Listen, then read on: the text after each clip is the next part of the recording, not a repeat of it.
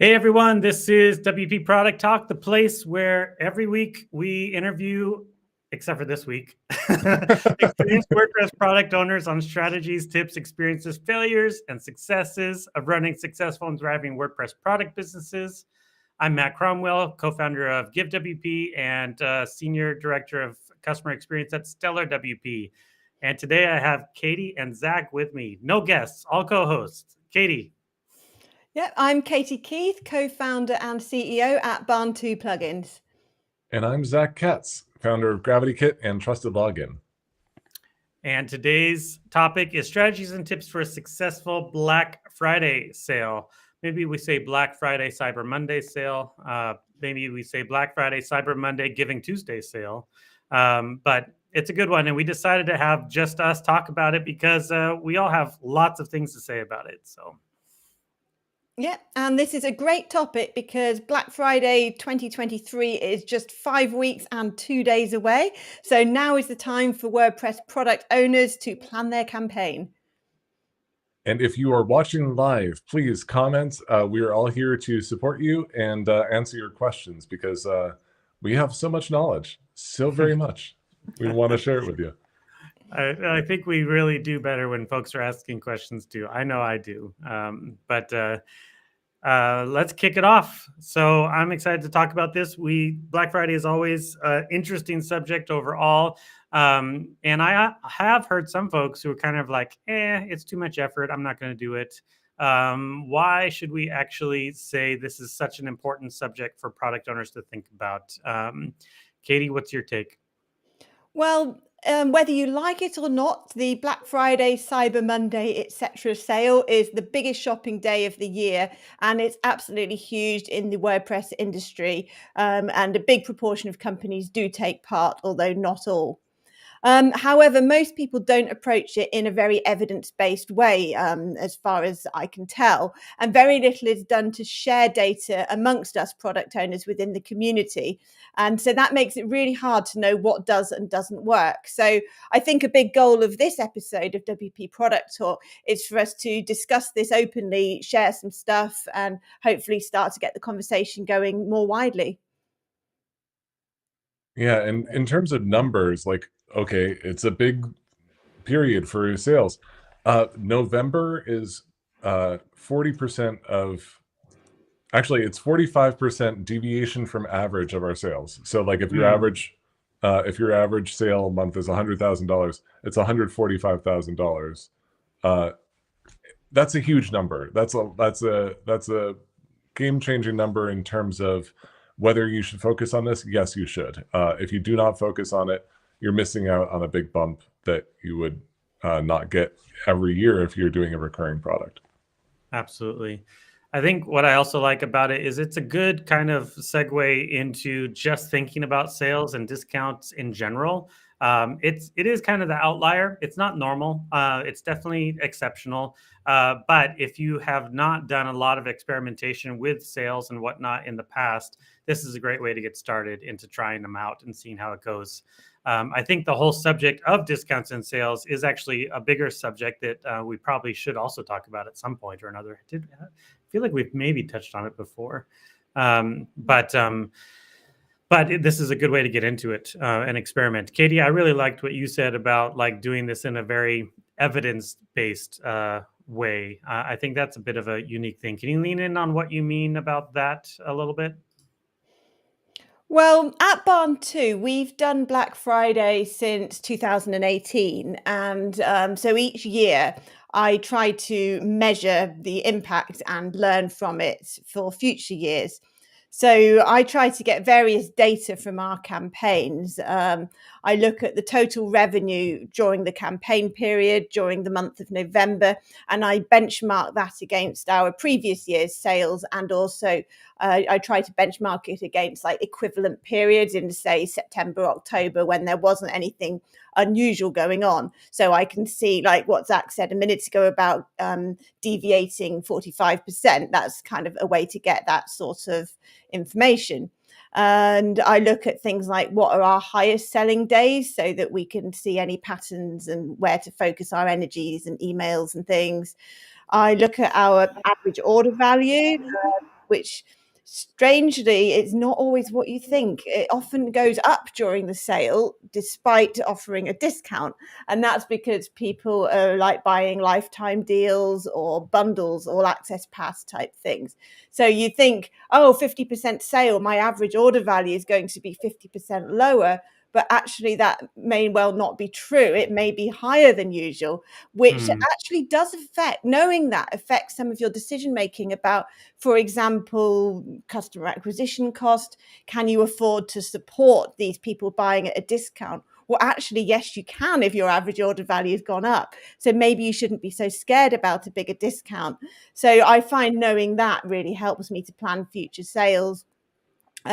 Things like if we would do email marketing, which everybody does on Black Friday, we'll get to that later.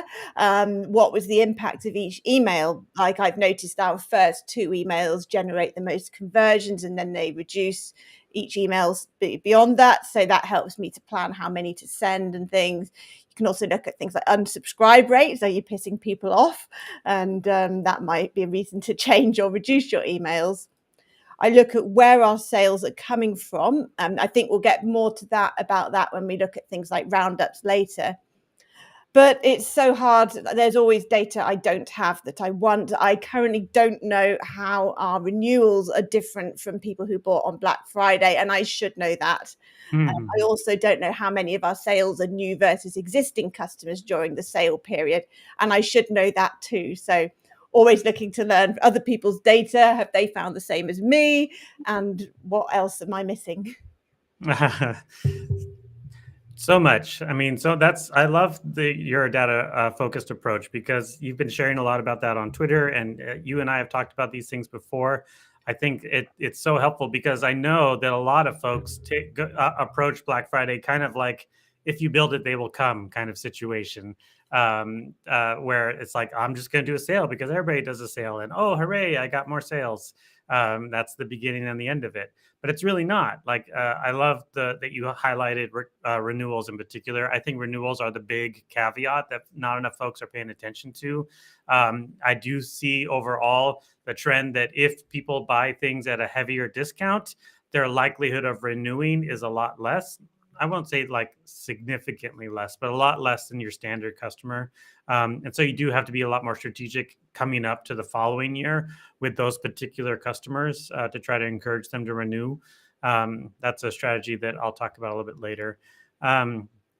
So that's a good one. In the wings here, not particularly a question, but we got a little WordPress celebrity in the wings here. Matt Medeiros is over here. I think that's Matt Medeiros, isn't that? WordPress tutorials for beginners. Yeah, it looks like him. Looks like him, but that channel name is a little bit different. This is my first time offering sales sponsorship. Does that count? I'm not sure. Potentially. Oh, sponsorships. Oh, yes. This is referring to, this is great. The WP Minute in particular is offering for folks like us. Cool. He's just confirmed it is Matt. It's a weird avatar there, Matt. You got to do something about that. But he's offering, the WP Minute is offering for you to be able to highlight your Black Friday sale on their channel, which is a cool thing. So Matt does good work over there. So there are folks that more and more are advertising the Black Friday sales. That might also be an interesting thing we want to talk about.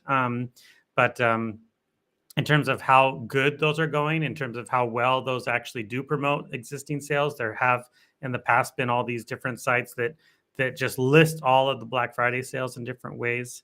I don't know if that's been effective for you all, but it's an interesting tactic that I feel like is changing a bit. I don't know. Katie, Zach, what's your take on those things?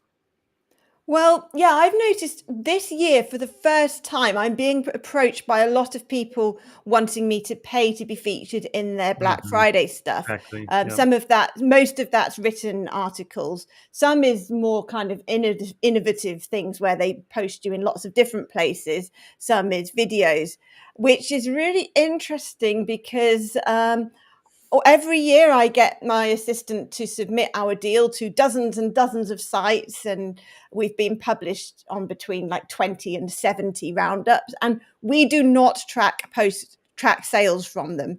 Mm-hmm. Last year we were on 24, I think, roundups, and we tracked one sale from a roundup, which was Codables, and that is not one of the ones that we submitted our deal to. They did it voluntarily. And so I'm maybe like really high profile people like Matt, it's worth doing, but on the typical roundup on a kind of a medium level type WordPress site, my experience is it's not worth bothering even if you don't pay. So why are people suddenly asking for money? What about you, Zach? Yeah, that was my experience as well. Last year we got 0 sales, and I think the year before that we got 2 sales from all the submissions that we did. So this year, it's just going to be a nice to have. It's on our list as things we could do for Black Friday, Cyber Monday, but there are so many other things that we'd rather work on and rather spend time on, including basic stuff like making sure that the page is really good. Like, I'd rather do usability testing on our page than submit to a bunch of deal roundups. Sorry, Matt. Yeah, I do feel like that's might be why some folks are trying to ask to have sponsored pages now, because they are going to put more effort into it. And I did chat with Medeiros a little bit about his approach, and he is promoting these things in a different way. So ideally, if you're paying for placement, they're going to do some work to make sure that your deal gets highlighted more. But I will say that generally speaking, because of the way in which Black Friday is a thing that's in everybody's mind, whether you're a digital product or Nike shoes or whatever, like generally folks are like, I want to buy this plugin anyway. I'm going to wait until Black Friday. Like they're going to come and they're going to buy because they're looking for that discount. It's not going to be because they happen to be cruising some other random blog and see your sale, I think personally. There might be, like you said, those 1 or 2 that stumble that way, but like they're going to come to you because they already know you. That's been my experience more. Yeah, and I think maybe for product owners, we should kind of back up a step and say like, okay, how do we organize the Black Friday deal campaigns? Like, how do we structure them? And I'd love to hear from both of you. Yeah, I'll jump in. Black Friday for us, we definitely have prepped long in advance. And again, for StellarWP, we have a lot of brands now at this stage. And each of these brands actually came in with a different approach and different ideas about how to be successful on Black Friday. Cadence in particular has huge success with their lifetime deals. That is a bit of a difference, or unlimited licensing deals. iThemes also did a lot of that in the past, which iThemes, by the way, is solid WP now, if you haven't noticed. Little plug, because it's been what I've been working on for every day for a long time. And so we've been kind of working towards more or less trying to find what we feel like is the right mix of best practices for brands across the board. We definitely prep far in advance. We tend to do a combination of really strong email marketing directed towards a custom Black Friday landing page with also a site-wide banner all over the whole site. That's kind of, for me, the really bare minimum basics, is making sure that you're using your email marketing to the best that you can, because like I just said a minute ago, it's folks who already know you who are going to buy on that day. I don't think you're going to attract a whole bunch of people who never heard of you before. Maybe they've never been customers before, but they know you in one way or another. So leveraging your email list is a big deal. And then also making sure that there's a site-wide banner everywhere, and then there's also a dedicated landing page. I really think the dedicated landing page, separate from your normal pricing page, is kind of a key differentiator, because it really allows you to give the exact messaging that you want to do for this specific sale. There's lots of other sales that we've done where we just like update the pricing page itself, or individual product pages, in order to say this particular thing is on sale right now.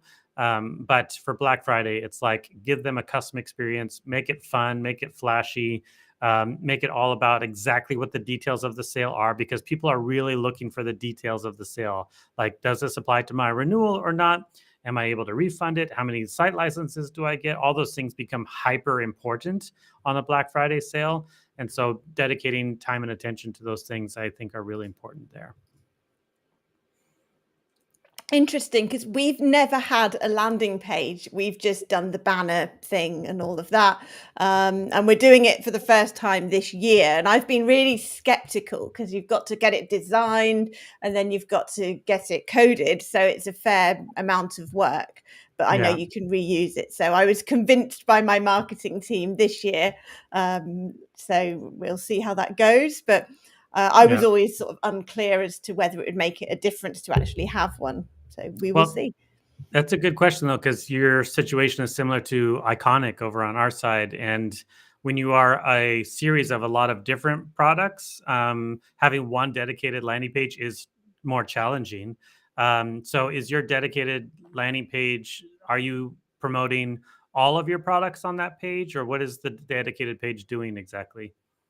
Well, like all of our projects, we looked at Iconics as part of planning ours, along with GravityKit and other people I know. But yeah, it's actually, like everything, quite similar, with like all access kind of more prominent higher up, and then a list of products lower down. And we've just relaunched our all access because it never sold as well as Iconics. So we're trying to learn. But yeah, I think it's kind of like our plugins page, but with Black Friday branding, because we've already got a page which lists all of our products. So I was like, that's the landing page. So that's kind of why I was unconvinced. But it's like that, but with more stuff at the top. Yep. Some of the things you can do with a dedicated landing page that you can't do without one is to, if you have it tagged using WP Fusion, for example, when somebody views a page, you can tag somebody if they come to your page that is already a customer. You can say, viewed the Black Friday landing page. And if they have, you know they're more interested than people who haven't. And that's a really good way to segment your email list so that you're sending the right emails to the right people. And that's one of the things that we've been really focused on for the past few years now, is targeting our emails so that only people who are interested in things get the things they're interested in. So if you in the last week in our emails you clicked and you viewed a certain page and then they didn't end up buying, that's a product that they might want to receive more information on, or a special additional discount perhaps. You can really understand people's intent by their behavior on your site, and the goal is to do that without being creepy, which is always a little tough. But our goal is to provide more value and to make sure that we're fitting them with a product that they actually need and they don't necessarily know they need. So email marketing plus tracking behavior on the website is a great combination. Nice. We have a couple supportive comments here I want to highlight real quick. Harshit Aurora says, dedicated landing page is a must. Valid point. Rocket ship. Love it.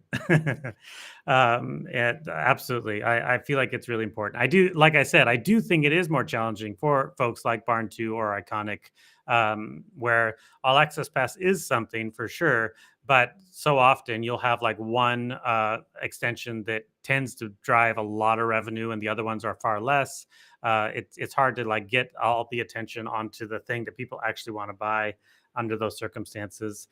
This is another interesting comment that's supportive. Sikander Badsha says, I also support custom design email newsletters and landing page for Black Friday, Cyber Monday sales. It almost gives a festive vibe. I absolutely agree.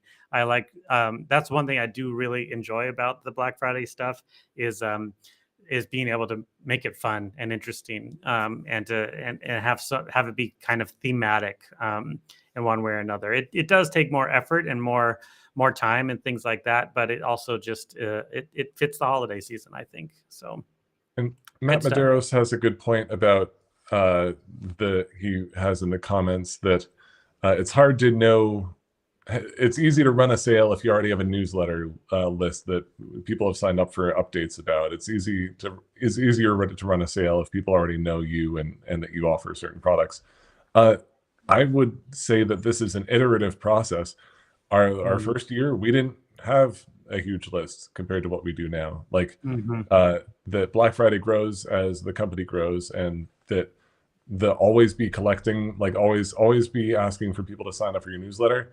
That's a permanent good advice, because your list is your business when it comes down to like being able to promote new opportunities for customers to buy new products or to upgrade their products. Your list is something you should be cultivating at all times. So it's iterative and it grows year over year. So if you're just starting out and you're like, you sell one product for Black Friday, congratulations, you sold a product. That's 100% better than, or it's infinite percent better than not selling anything. So don't give up is what I'm saying. Keep growing your product business. It's going to happen. Just don't give up. Yeah, absolutely. Well, let's get through some of the important tactics that we wanted to highlight. One I thought was really great. Katie highlighted on Twitter. She asked on Twitter, when do you think is the best time to start a Black Friday sale and why? And it was a poll. Katie, tell us a little bit about this poll and what you learned from it. Yeah, so I've been doing a few tweets lately asking people their experiences about Black Friday and sharing mine as well to try and pool knowledge, like I said earlier.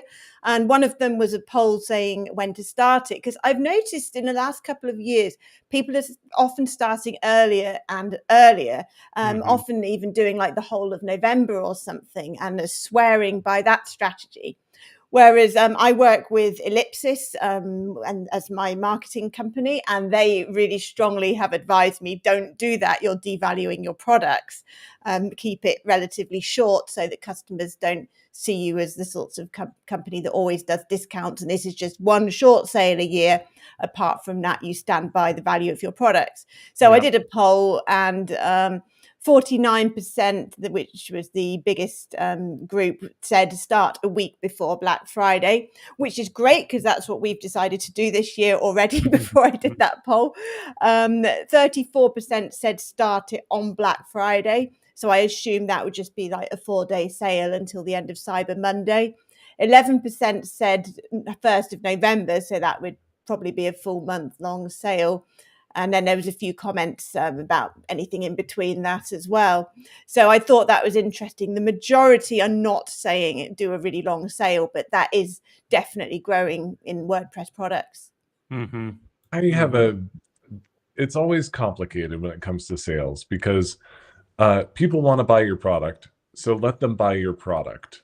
You're telling them they're going to be able to buy your product coming up for 40% off in 3 weeks. You just have to wait. That's really not customer friendly, is it? When the customer is trying to accomplish a solution that your products help them solve, and you're saying, yeah, I'd love to help you and give you a discount, but no, you should really wait. So we've taken a different approach, which is to start early. We start early. We have an early access sale. If they've expressed interest, we give them access early. I think this year we're doing something like November 7th or something like that. But we just added a pop-up on our website where if somebody signs up for our newsletter, they get a discount immediately. We don't want not necessarily the full Black Friday, Cyber Monday discount, but a discount because we want to make sure that people are able to accomplish their goals as soon as possible, as quickly as possible, with as little friction as possible. So I think that, withholding this sale for the concern of being your brand being devalued, I don't think is the right answer if it is less good for customers. And if customers know that a sale is coming up and they're just like, really, I personally get angry when I'm like, come on, you're going to do a sale. Just give me the discount now. We've all had that experience.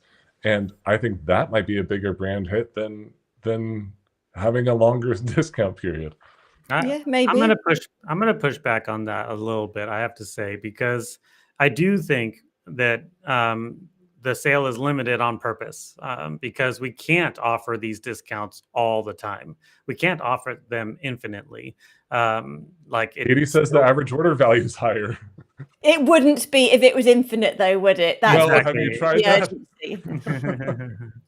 Yeah, I definitely think like that. It does need to be for a limited time. I voted definitely 1 week before Black Friday is the best time, like that week of basically.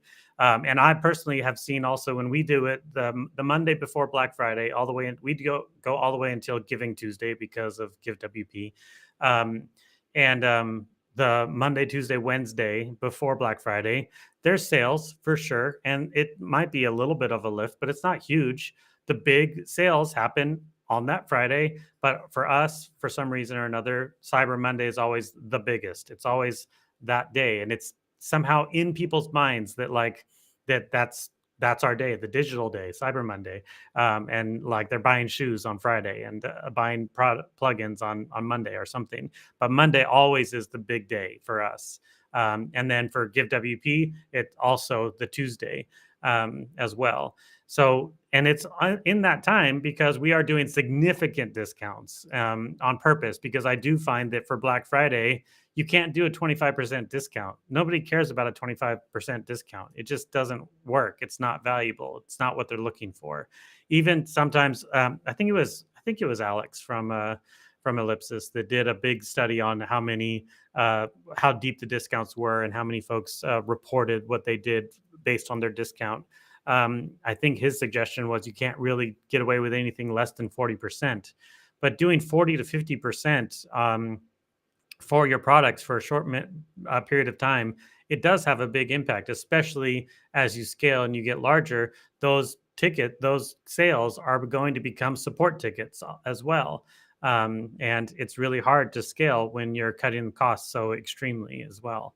I would push back on that one, but I hear what you're saying about being customer centric, and I'm always sensitive to that stuff.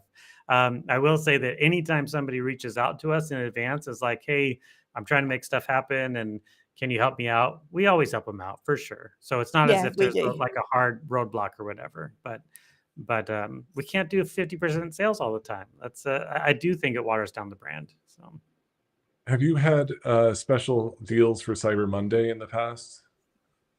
Like, as opposed to like, so you have a 40% sale for the rest of the time and then like a special Cyber Monday sale? Nope. Because we tried that a couple of years ago, and it was a lot more work and it didn't move the dial. So I just was interested in if you had experience with that. That's an interesting one. Like, what if it was like you start off at 40% on Friday and then 50% on Monday? I'm not sure. And that's something that we're going to do. Spoiler alert, we're going to do that this year, where it's always strange to me where you have Cyber Monday and then the sale's over, or Giving Tuesday, the sale's over, and then your site just goes back to normal, and it's going from like 100 miles an hour to nothing. It goes back to less than normal for us. It goes back to less than normal. Yeah. And it starts the horrible month of December and the terrible month of January.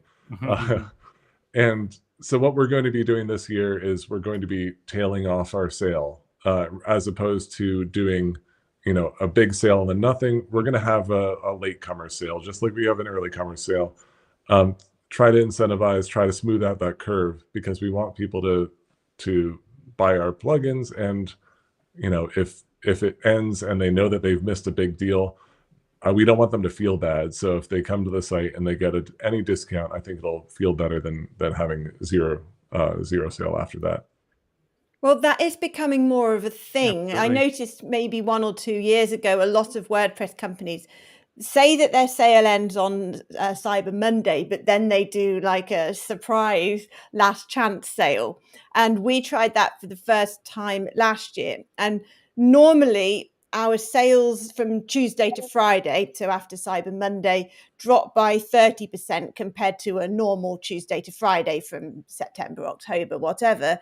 But when we did a last chance sale, which, as Zack said, is a smaller discount than your main Black Friday one, our sales only dropped 12% instead of 30%. So it did soften the blow a bit. So I think that's worth considering.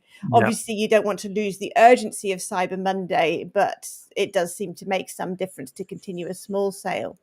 Absolutely. But what you said, Matt, about the dates was interesting, because we have slightly different experience about the days. Like, most people are finding Cyber Monday is best, and we always did until last year, when Black Friday did twice as much revenue as Cyber Monday. I don't know what changed, and nobody else I talked to said that Black Friday was bigger, but I thought that was interesting.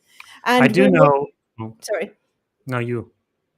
About starting early. We started a week before Black Friday, and 32% of our revenue from the sale period came before Black Friday, so Friday to Thursday. And the year before, 51% of our revenue came before Black Friday. So I think it is worth starting a bit before the increase is already building up and the excitement. The problem with having everything on Black Friday, not everybody's available on Black Friday. Not everybody is going to be available on Cyber Monday. Yeah. Like the goal of the sale is to make sure that everybody who's interested in buying our products is able to buy our products and does buy our products, right? So by extending the sale date, I think that we also extend the opportunity to reach everybody who's interested. And I think that by having the shorter the date of the sale, the more there are going to be people who are left unaddressed. For sure. Like what anybody watching right now, you're probably not the GiveWP typical customer, so I won't be giving anything away. But like we always extend to the Wednesday after, which we say it's a Black Friday Giving Tuesday sale is what we call it. So it's always those dates, but then we always surprise extend to Wednesday. And that Wednesday, like Katie said, tends to be a lot better when we do that surprise extension. But the only people who know about the surprise extension are folks who are naturally already coming to our website or who are getting our emails. So again, it's basically a lot like what Zack is saying. They either just were busy doing holiday stuff and like, oh, great, I'm so glad I didn't miss out. Or they just, are just getting to it for the first time. They knew about us already and just were coming later. So I do think that the extension is good. We also always, for the rest of that entire week, like Thursday, Friday, all the way pretty much until the following Monday, even if somebody's like, hey, we missed out on your sale, we'll give them a discount. So like we're going to continue to always try to help people and be supportive of them, even when it goes long, especially when they reach out. If they take the effort to ask us a question, we're going to help them get over the finish line for sure. So. I think for us, one of the things that we try to do is to approach the customer from their different value propositions that we offer, like so that we aren't sending the same message, which is like sale, sale, sale, sale, sale. Sales don't matter if they don't know what solutions you're providing. So we try to make sure that they're aware of the needs that we will fill by their sales. So don't forget the basic marketing thing. Like it's not about you, it's about them. It's about the problems they're trying to fill. And with our emails, because all three of us have products we have so many different products we're trying to promote, that our emails are going to be targeting different products, different reasons why people will want the products, and making sure that we address the whole spectrum of reasons rather than just hitting one thing, which is the sale. And that's another reason why a longer sale is easier, because you can tell a longer story. Like you can address more of those things. The eager people to get it early. The people who are skeptical might have a different email flow that you might want to write. So I don't forget to diversify the types of emails you're selling and to whom you're writing the emails. Yep. We got a good question here too. Let's see. Harshit is asking some good questions. Which one should we highlight here? In order? Yeah. So for new I highlighted one. I just chose one to highlight, which is for new products, is getting people on board more important and converting them next year. Just like getting them in and then having it renew at a higher price or something, like attracting users. Is that the way to go for Black Friday? Like a $1 for a pro version, like a steep discount, just get them in the door. Yeah, I like that question a lot, because it shows that there's more to this sale than just the sale. It should be the beginning of a customer journey. And that's something we think about a lot. And truthfully, that's why I'm also a little bit skeptical about the whole thing of like discounting for forever, because like I mentioned at the beginning, when folks get your product heavily discounted, they often are less likely to be renewing the following year. Because the price point is more important to them than this is an assumption. This is a generalization. So, but it seems like the price point is more important than the actual solution, the actual product itself. So I think it's a lot harder to get those folks to stay renewing. For GiveWP in particular, our average lifetime for a customer is somewhere between 3 and 4 years. Sometimes it's been all the way up to 5 years. And those are definitely our most valuable customers. When they end up being 2 years or less, they end up often asking a lot of support and costing us a lot on that side, and always looking for discounts at renewals as well. And that can just be really noisy and difficult. So I would like if it's a spectrum of like get them in at $1 because you'll get them later at the renewal versus like don't discount very much at all. I would be like, like, let me give it a number. 10 is don't discount at all. 1 is get them at the renewal. I'd be like a 7 is what I would say. I'd be like at a 6.5, 7 on that scale. So leaning toward not discounting. Leaning towards just a nice, or like healthy discount. Yeah, right. Not too aggressive, like $1. Yeah. That's where I'm at. There's some evidence that, I mean, I don't have very good data on this, but it's pretty well accepted that Black Friday buyers renew less in the future. That's one reason that some people don't like to discount lifetime deals, but if this is going to be a customer that's less likely to renew, then personally, I'm happy to discount lifetime deals because it's a way of getting maximum revenue up front. So I would do the opposite of asking for like $1 or something because they're less likely to renew. But there might be some interesting strategies regarding if your whole strategy is like freemium. So Harshit also said about spend the whole year getting people to use your free products. Black Friday can be an opportunity to try to finally get them to go pro. And I think that's a really good point if you have a way of contacting your free users that I hadn't thought of. Absolutely. Yeah. And if you have in-app messaging built into your plugin, like we use Help Scout beacons so that people can do their own knowledge base support in-app, and we link to things and that opens up in the beacon. That's really nice. Help Scout and Intercom, for example, offers a beacon as well. It's a great way we only do this like once or twice a year to push out messages alerting customers to sales. And it's a great thing to build into your products in case you want to use that in the future. Now, that's not going to be WordPress.org compatible, so make sure that what you do is WordPress.org compatible if you're on .org. But I wanted to mention one way that you can get around the $1 for a whole year thing is you could do a $1 for a month paid trial as a way to get around that and have that renew at full price after a month. And you can kind of combine the best of both worlds there. Yep. Adrian from Groundhog does that continually, and he actually has a lot of success with that. It's a really interesting model for sure. And I mean, did we talk? Gosh, I keep forgetting what we have and haven't talked about. But Chris Badgett came on and did that one because Lifter have done a $1 trial for a long time and found it converts a lot better than free trials. Thank you. Your historical knowledge of our episodes is better than mine. That's great. Let's talk real quick about emails. What emails to send and different wording potential, stuff like that. I'll kick off with another tip that came up also in conversation with Katie. Katie was on Twitter asking about emails for Black Friday and how many do you send and things like that. We have a fun, I say fun, we have a strategic initiative with our emails for Black Friday that has worked for GiveWP for a long time.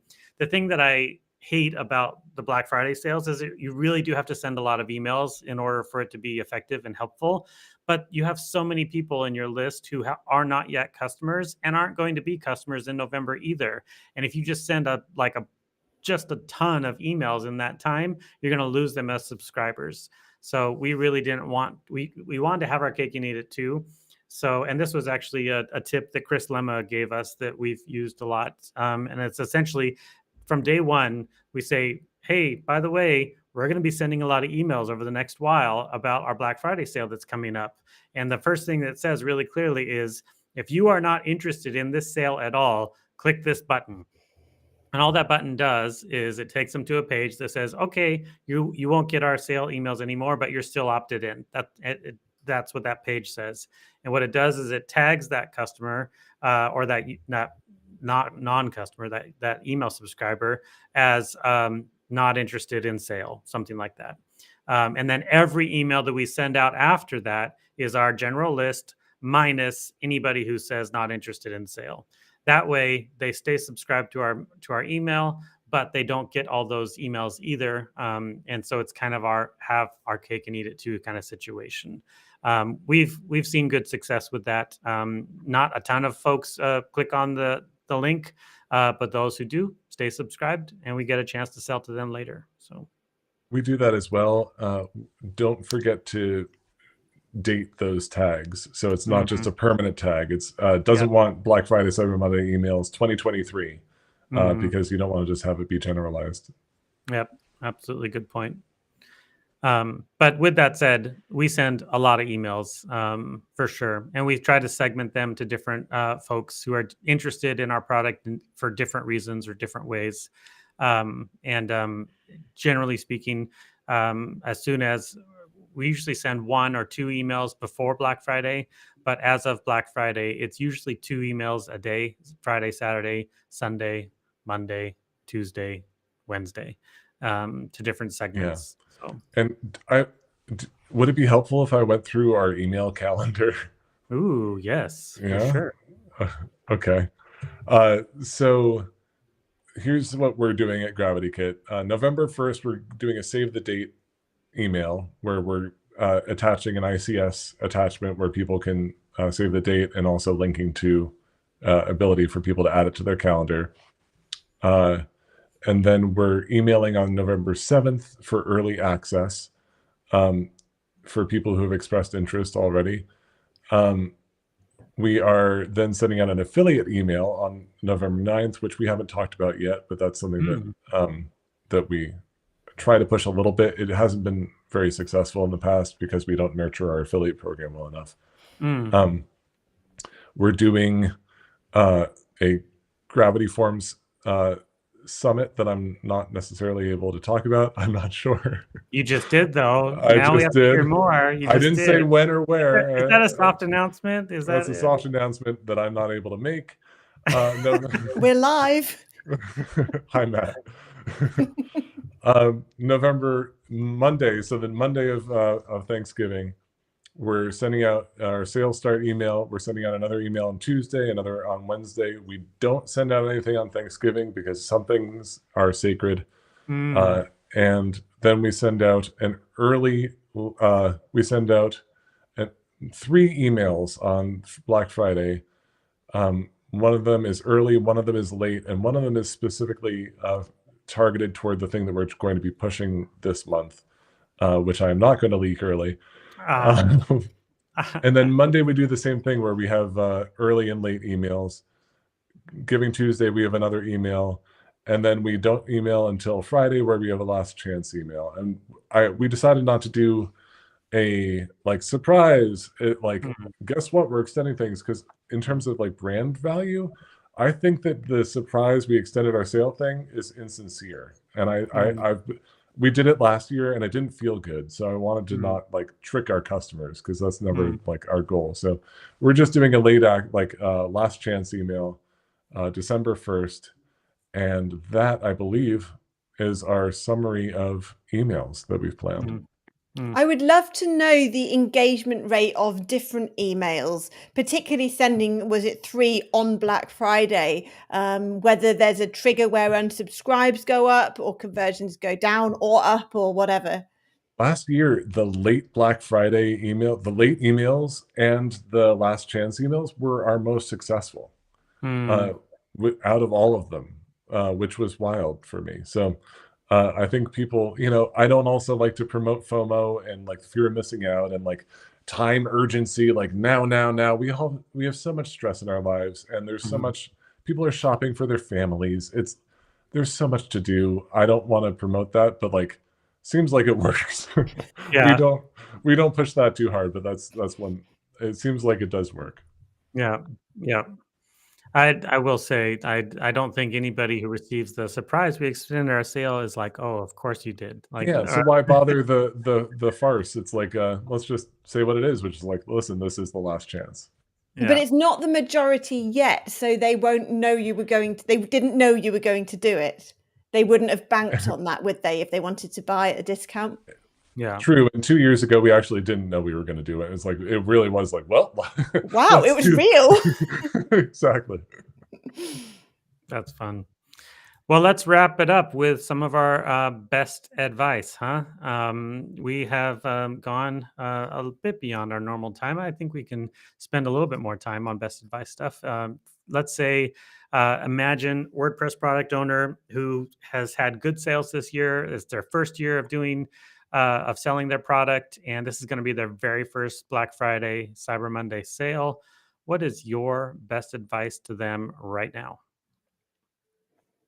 I would So say, my best advice would be to do it, try all different strategies. And yeah, maybe we should think about what Harshit was saying earlier about if you're, I think it was anyway, if you're new, then maybe you're not quite so established, and it might be Matt actually, and you haven't got the existing mailing list. So maybe you should do roundups, maybe you should pay a little bit for advertising and just try everything. But the key thing is to evaluate it. And my top advice, and I do actually follow my own advice, and I don't know anybody who does, is to evaluate it immediately after the sale finishes and write a plan for next year based on what you learned. So get the data, write your kind of conclusions about what the data means, and then based on that, write a project plan for next year. And I promise I do this every year. And then it makes it so much easier the following year, because it's not fresh in your mind then, is it? You just want to, yeah, maybe you'll make some changes based on evidence that you've heard since then, podcasts you've listened to, whatever. But having that basic plan for next year in place does make a big difference. Mm-hmm. Zach, what about you? I would put up your email capture pop-up right now. Start, if you haven't done it, do it. Like, build your email list is my best advice. And if that means doing a giveaway now or something, like, try to get as many signups now as possible, because that really is the pulse of the Black Friday sale for us, is our newsletter list. And I don't do a good enough job. We don't do a good enough job throughout the year of promoting our newsletter, and it really pays off at the end of the year with Black Friday. My second best advice is don't worry too much about it. Like, yes, it's a big deal, and no, it's not the end of the world if your sale isn't huge. It's I think 17% of our total revenue in the week. That's a lot, right? Yep. But it's there's 83% that isn't there. So, like, try something, and don't worry if it doesn't work, because there's always next year. Yep. I totally agree. Katie took almost all of my best advice already. I agree with all those things, although I am not one who does the very next day and does all the analysis. That's really good advice, and I should take it. But I won't. I probably won't. At the end of a big sale like that, I'm tired. But my best advice would definitely be, when you are new and you're doing your big first Black Friday sale, I just think you have to go big. You have to go really big and have fun with it, because you have no idea what's going to happen. And there's no way to predict exactly how successful or not successful it's going to be. So you really have, because there's a lot of noise. There's a lot of people doing a lot of big things. Everybody's waiting for the Divi sale. Everybody's waiting for the Elementor sale. Like, all that stuff, they're going to grab all the attention. But if you do something fun and different and interesting and weird and just attention grabbing for fun, for the fun of it, it might actually drive a lot more than you think. And this is your one chance to do something really different. That honestly, at Give, we did 0 discounts for the first, like, 3 or 4 years of GiveWP, never discounted anything. And then we decided to do our very first Black Friday sale, and we had so much fun with it. We made these fun videos. It was me and Devin being ridiculous. The page was fun, and it was huge. For us, it was a huge deal. So I think have fun, go big. Don't just kind of like if they build it, they will come kind of situation. Try to go out there and make something that people will remember, because it's a good opportunity. I love that, and absolutely go big, be fun, do something outrageous that's also ethical and safe. But don't, like, I would advise against spending too much time on it. It can be a never-ending black hole of just doing more work. Video production, for example, is a great way to lose a week, just right there. If you spent that amount of time building up your standard marketing plan, you're improving your SEO, working on your products, communicating with your customers, finding out what new features they want, that could result in a way better result for your business, depending on the stage where you are. So, like, don't obsess, because it's so easy to go to spend too much time and then feel burned out and regret it. So I've done that 5 years in a row, except for last year. So we're just copying last year's campaign this year. Like, all the graphics are the same. We're updating the year because it's such a burden to make something fresh and new every year. I don't know if the customers know the difference. I hope that they understand that, like, the communication that we give them is what we can do best this year. Like, it's as best as we can do. Sorry. Yeah, not everything's going to be groundbreaking and earth shattering. Yeah, absolutely. We have a special comment here. I have to say, absolutely, we are blessed to have Katie on this podcast. She is everywhere lately and doing so much great and amazing stuff. I love the way that people build in public, and Katie is a great example of that over the last year.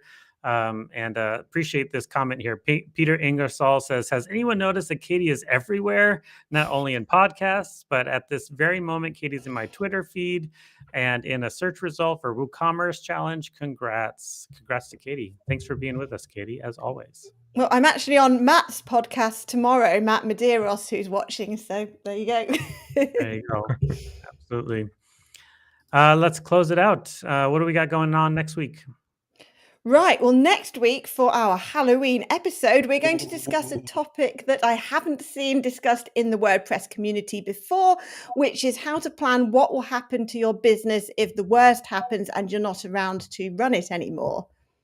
Not just if the worst, but when the worst happens. When the worst. Death and taxes. Oh my gosh. I hope I'm not there next week, but I hope you guys show up in costumes. Is that in the works? Is that no? I was thinking of coming in costume. Yes. I don't know if it's inappropriate when you're talking about a sensitive comment, but maybe it will lighten the mood. So I've only got one costume, and it's the one that I wore to WordCamp 2019 in St. Louis. So maybe I'll wear that one. Yeah. Cool. Well, thanks so much, everybody. Special thanks to Post Status, as we do every week, for being our green room. We continue to organize there and appreciate their time and support of what we're doing. If you are enjoying this, we'd love your subscription. We'd love your like. We'd love you to share this with your friends and family. And we'll see you all next week. Have a good one.